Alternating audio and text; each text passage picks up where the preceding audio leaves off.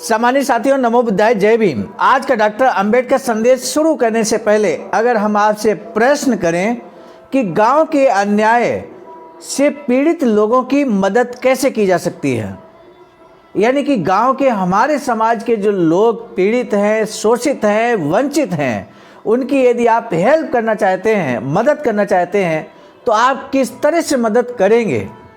निश्चित रूप से विभिन्न आंसर आएंगे, विभिन्न तरह के जवाब आप सभी लोग देंगे और हर बुद्धिजीवी साथी जवाब देने का प्रयास करेंगे।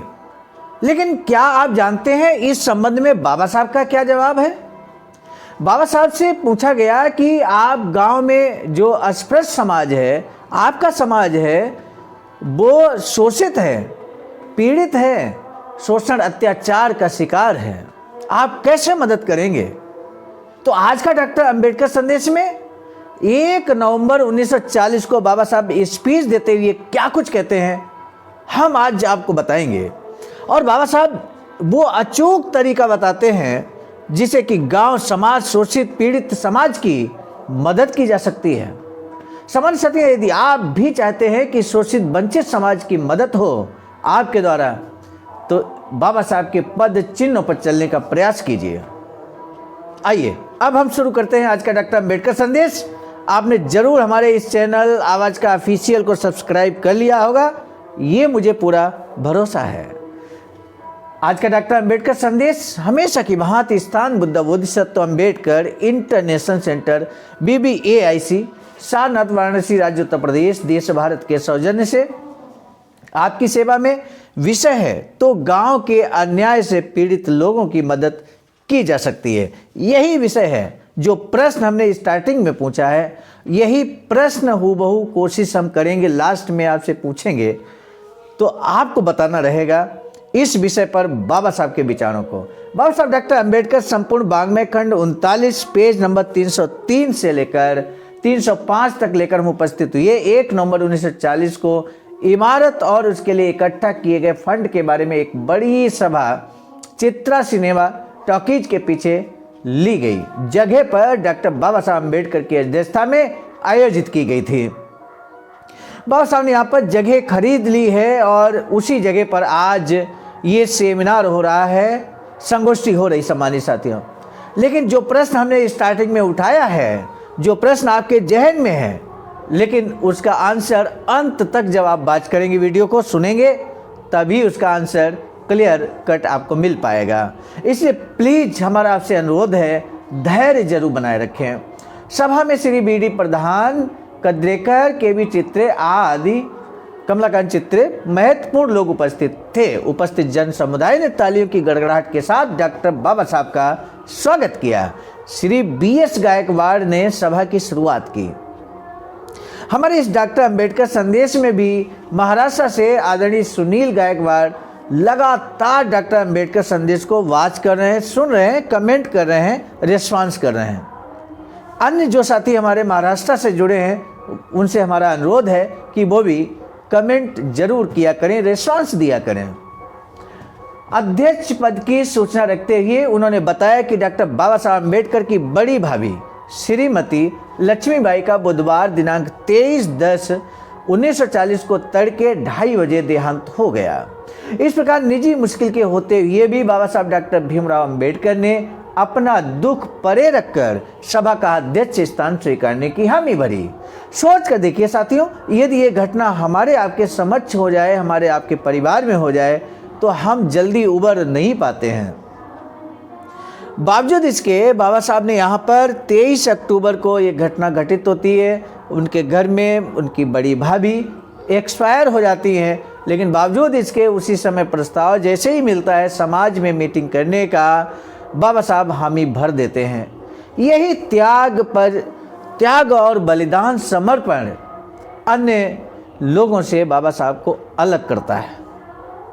इसके लिए उन्होंने डॉक्टर बाबा साहब को धन्यवाद दिया। साथ ही चिटनेस इमारत फंड की विनती का सम्मान करते हुए बड़े जमावड़े के साथ उपस्थित होने के लिए जनता को भी धन्यवाद दिया।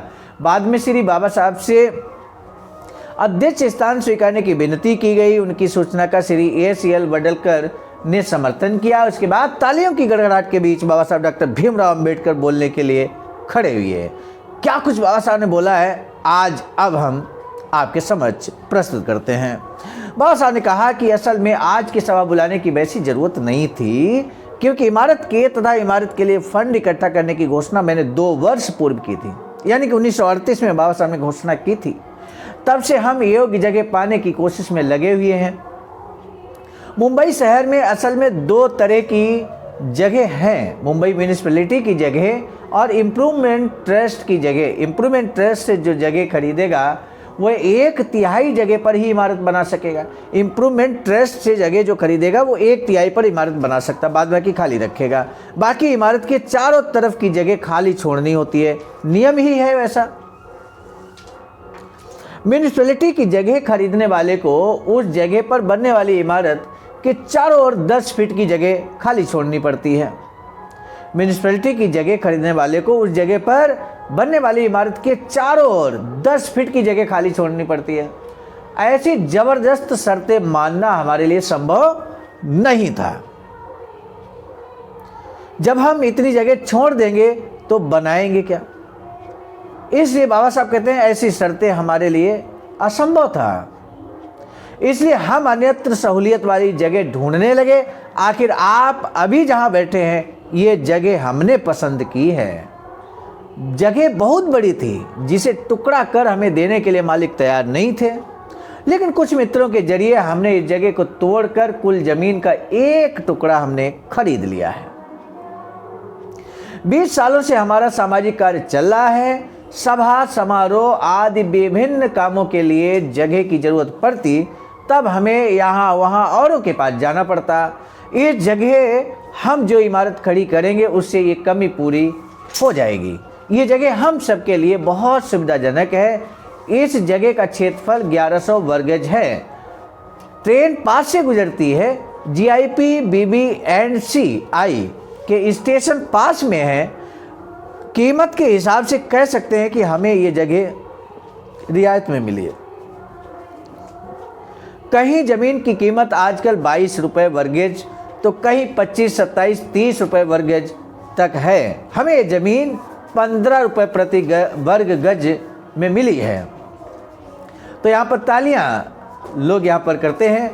और इधर श्रेयस आर्या ये जो निशान बना रहे हैं ये लाइक का निशान है। सम्मानित साथियों, आपसे निवेदन है कि हमारे इस वीडियो को आप लाइक करना ना भूलें, यानी कि थंब इम्प्रेशन लाइक का इशारा है जो आप ज़रूर लाइक करेंगे। मुझे लगता है कि आपने लाइक कर दिया होगा। अगर भी ऐसी शर्त रखते तो एक साथ इतनी बड़ी 15-16 हज़ार रुपये की रकम अदा करना हमारे लिए थोड़ा कठिन होता। हमें ये रकम 12 सालों तक किस्तों में अदा करनी है। ये जगह हमने 999 सालों के करार पर ली है। कहा जा सकता है कि व्यवहारिक नज़रिए से ये करार यानी याब चंद्र दिवाकरो मालकियत वाला करार है। इस जगह 3 मंजिला इमारत बनाने का हमारा इरादा है। बाबा साहब स्पष्ट करते हैं कि जिस जगह पर आज ये मीटिंग हो रही है, संगोष्ठी हो रही है, कार्यक्रम हो रहा है, यहाँ पर 3 मंजिल की जगह हम बनाकर खड़ी करेंगे। वो 3 मंजिल की जगह क्या कैसे बनेगी, कितना बारीक विश्लेषण बाबा साहब का आप देख सकते हैं। दूरदर्शिता आप देखेंगे तो दंग रह जाएंगे मेरे साथियों। बाबा साहब कहते हैं पहली मंजिल पर आधे हिस्से में भारत भूषण छापाखाना, क्योंकि भारत भूषण छापाखाना यानी लगातार बाबा साहब पहले मूक नायक, उसके बाद प्रबुद्ध भारत और बहिष्कृत भारत, इसके बाद जनता पत्रिका। तो इस तरह से बाबा साहब लगातार मीडिया के क्षेत्र में, प्रिंट मीडिया के क्षेत्र में लगातार काम कर रहे थे। लेकिन अपनी जगह ना होने की वजह से बार बार बाबा साहब को भारत भूषण छापाखाना यानी कि छापाखाने इस मशीन को बार बार यहाँ से वहाँ बाबा साहब एग्जाम्पल देते हैं। अभी कुछ ही दिन पहले हमने आपको बताया अम्बेडकर संदेश में बाबा साहब एग्जाम्पल देते हैं कि जिस तरह से बिल्ली अपने बच्चों को सुरक्षित जगह ढूंढने के लिए यहाँ से वहाँ, वहाँ से दूसरी जगह, तीसरी जगह, इस तरह से जगह बदलती रहती है, ऐसे ही हमें भी भारत भूषण छापेखाने को लगातार जगह बदलनी पड़ी है। और आधे हिस्से में म्यूनिसिपल यूनियन के तथा अन्य दफ्तर होंगे, यानी कि आधे हिस्से में छापाखाना और आधे हिस्से में म्यूनिसिपल के यूनियन के जो कार्यालय हैं वो रहेंगे और अन्य दफ्तर होंगे, और कुछ रिहायशी कमरे भी हो जाएंगे, रिहायशी यानी कि आराम करने के लिए। दूसरी मंजिल पर किराएदारों के लिए कमरे बनाने हैं। अंदाजन करीब 16 कमरे बनेंगे। सेकंड मंजिल की बात हो रही है। उनसे सालाना करीब 3500 रुपये का किराया मिलेगा, यानी कि जो किराए के लिए कमरे बनेंगे वहाँ से 3500 रुपये किराया मिलेगा। तीसरी मंजिल पर 50 फीट चौड़ाई और 100 फीट लंबाई वाला हॉल बनाना है। 50 फीट चौड़ाई और 100 फीट वाला लंबाई वाला हॉल बनाना है। हॉल का किराया नियमित रूप से नहीं आएगा। इसके बावजूद अंदाजन करीब 400 से 500 रुपये तक सालाना आमदनी होनी चाहिए। ये अंदाज लगा लिया बाबा साहब ने। तीसरी मंजिल पे हॉल बनाने की कार्य योजना है, और हॉल आपको मालूम है कि विशेष कोई फंक्शन होता है, कार्यक्रम होता है, तभी किराए पे उठेगा, नियमित नहीं उठेगा। तो उस आधार पर आइडिया लगाया। इस प्रकार मोटा मोटी जो आइडिया बाबा साहब ने लगाया वो कहते हैं कि इस प्रकार अनुमानतः सालाना 4000 रुपये की आमदनी होने की उम्मीद है।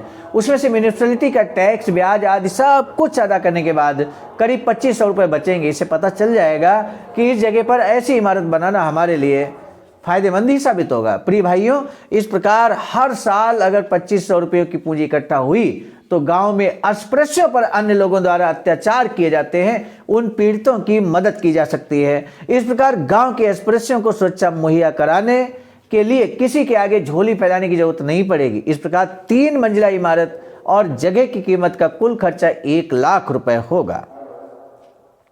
यानी कि यहाँ पर पूरा मंजिल और जगह सब कुछ मिलाकर 1 लाख रुपए खर्चा यहाँ पर एस्टिमेट एक बाबा साहब ने लगाया है। आने वाले समय में देखना होगा क्या ये बाबा साहब के द्वारा सोचा गया ये इमारत बन पाया या नहीं।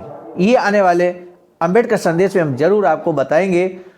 लेकिन अभी हम कुछ आपको बताने वाले हैं, लेकिन उससे पहले हम बाबा साहब के स्पीच को समाप्त कर लें। युद्ध के कारण सीमेंट और लोहे की चीज़ें महंगी हो गई हैं। दूसरी बात, इस फंड के लिए किसी और जाति से मदद मिलना संभव नहीं है। धार्मिक लोग अपनी जाति को ही दान देते हैं। हम में अमीर लोग भी नहीं हैं, हम कांग्रेस वाले नहीं हैं। ये फंड हमें अपने ही लोगों द्वारा इकट्ठा करना होगा। अमीरों की तरह अपने लोगों से एकदम 200, 500, 1000 रुपये भेंट मिलना मुश्किल है। हम में से हर व्यक्ति को 2-2 रुपए देने होंगे और इसी प्रकार ये रकम जुटाई जानी चाहिए। जगह जगह फंड कमेटियां बनाइए, अपना काम शुरू कीजिए। पैसा लेने के लिए मुझे ही आपके पास आना होगा। ये अगर आपकी इच्छा हो तो मैं आऊँगा, लेकिन आप जानते हैं कि अपने समाज की जिम्मेदारी हर तरह से मुझ पर ही है। इसके बावजूद अगर आपका प्रेम इतना पागल है तो मैं ज़रूर आऊँगा, लेकिन इमारत फंड के काम के बारे में कोई कोताही न करें। इतना कहकर मैं अपना भाषण पूरा करता हूँ। सम्मानित साथियों, आज का डॉक्टर अंबेडकर संदेश में आपने देखा बाबा साहब चाहते हैं कि गांव के जो अन्याय से पीड़ित हैं, शोषित हैं, उस समाज की, अपने समाज की मदद करने के लिए हमें एक इमारत बनानी है। एक इमारत बनाकर खड़ी कर देनी है, और उस इमारत को कैसे बनाना ये भी बाबा साहब ने बताया, और कैसे उस इमारत के थ्रू समाज की मदद की जा सकती है। अन्यथा की स्थिति में अगर लोगों के समक्ष ये प्रश्न रखेंगे तो डायरेक्टली वो नहीं ये समझ पाएंगे कि इमारत बनाकर भी लोगों की मदद की जा सकती है क्या। आज का पहला प्रश्न हम कर लें, बाबा साहब डॉक्टर भीमराव अंबेडकर के भाभी का देहांत कब हुआ था, और बाबा साहब के बड़ी भाभी का नाम क्या था। डॉक्टर बाबा साहब इमारत बनाने की योजना क्या बताया है, इमारत क्यों बनाना चाहते थे, और इमारत किस तरह से कार्ययोजना है बनाने की, ये भी यहाँ पर आप बता सकते हैं। दोनों प्रश्नों में से किसी एक प्रश्न का जवाब आपके लिए देना बेहद जरूरी है। सम्मानित साथियों, जो साथी लगातार डॉक्टर अंबेडकर संदेश को बात कर रहे हैं, हम उनके प्रति धन्यवाद ज्ञापित करते हैं, क्योंकि आपके लगातार जुड़े रहने से हमारा मनोबल बढ़ता है, और आपके इस मनोबल बढ़ाने से ही हम लगातार डॉक्टर अंबेडकर संदेश आप तक पहुंचाने की कोशिश कर रहे हैं। मुझे पूरा ये भी भरोसा है कि आप यूं ही इसी तरह से नियमित जुड़े रहेंगे और डॉक्टर अंबेडकर संदेश के माध्यम से बाबा साहब से परिचित होते रहेंगे, बाबा साहब की विचारधारा से परिचित होते रहेंगे। आज का डॉक्टर अंबेडकर संदेश समाप्त करने से पहले हम आपको बता दें, बाबा साहब की अधूरी इच्छा, जैसा कि आज बाबा साहब ने जिक्र किया, 14,000 स्क्वायर फीट जमीन पर एक वैचारिक सेंटर निर्माणाधीन है। अखिल भारतीय अनुसूचित जाति जनजाति कर्मचारी कल्याण एसोसिएशन के द्वारा बीबी स्त्री आईडासा के द्वारा यहाँ पर ये निर्माण कार्य चल रहा है और कुछ ऐसा वैचारिक सेंटर बनकर तैयार होगा। कार्य योजना आपके सामने है और ये भी 3 मंजिल का, यहाँ पर जो फिगर आप देख रहे हैं वो 3 मंजिल का है, 1 2 3 मंजिल का। तो इस तरह का ही वैचारिक सेंटर जैसा बाबा साहब चाहते थे वैसा ही हूबहू वैचारिक सेंटर बनाने की कार्य योजना है। और यदि आप भी अपना अमूल्य योगदान अपनी क्षमता के अनुरूप यदि आप करना चाहते हैं तो आप दिए गए अकाउंट नंबर पर कर सकते हैं। और इसी यूट्यूब के कमेंट सेक्शन में जब आप धमदान करें तो अपना नाम और अपना पूरा डिटेल वहाँ कमेंट सेक्शन में ज़रूर लिख दें। वहाँ से हम सीधे आदरणीय कोषाध्यक्ष, राष्ट्रीय कोषाध्यक्ष को नामित करा देंगे, आपका नाम और धनराशि मिलान करवा देंगे और उसके बाद आने वाले समय में जब शिलालेख लगेगा इस वैचारिक सेंटर में तो आपका नाम जरूर अंकित किया जाएगा। आज का डॉक्टर अम्बेडकर संदेश हम लेकर आए थे मिशन नायक बुद्ध मित्र मुसाफिर सर, राष्ट्रीय अध्यक्ष आवाज का नई दिल्ली, और संकलनकर्ता परम आदरणीय विजय कुमार बौद्ध जी आपकी प्रेरणा में और सभी लगातार नियमित बात करें। हमें हमारे सभी ऑडियंसेज की तरफ से जो प्रेरणा मिल रही है उसी की बदौलत डॉक्टर अम्बेडकर संदेश नियमित जारी है। हमारा आपसे निवेदन है कि आप कम से कम एक बुद्धिजीवी साथी को, अपने साथी को जिस पर आपको सबसे ज़्यादा भरोसा है, डॉक्टर अम्बेडकर संदेश शेयर कीजिएगा और उनसे निवेदन कीजिएगा कि इसे फुल वॉच करें। फ़ोन करके आप ये बात कहिएगा। व्हाट्सएप के जरिए बहुत सारे लोग नज़रअंदाज करते हैं, लेकिन अब जब फ़ोन करके आप निवेदन करेंगे तो निश्चित है कि वो डॉक्टर अम्बेडकर संदेश को जरूर वॉच करेंगे। ये सबसे बेहतर तरीका मेरे समझ में आता है। यदि इससे बेहतर कोई तरीका आपको है तो वो भी आप कमेंट सेक्शन में सुझा सकते हैं। अब हम आज के डॉक्टर अम्बेडकर संदेश को समाप्त करने जा रहे हैं। सम्मानित साथियों, प्रस्तुतकर्ता क्रम में मैं स्वयं सर्वजीत आर्य, राष्ट्रीय मीडिया प्रभारी, IT सेल आवाज का नई दिल्ली। अब दीजिए इजाजत। आप सभी को सादर नमो बुद्धाय, जय भीम।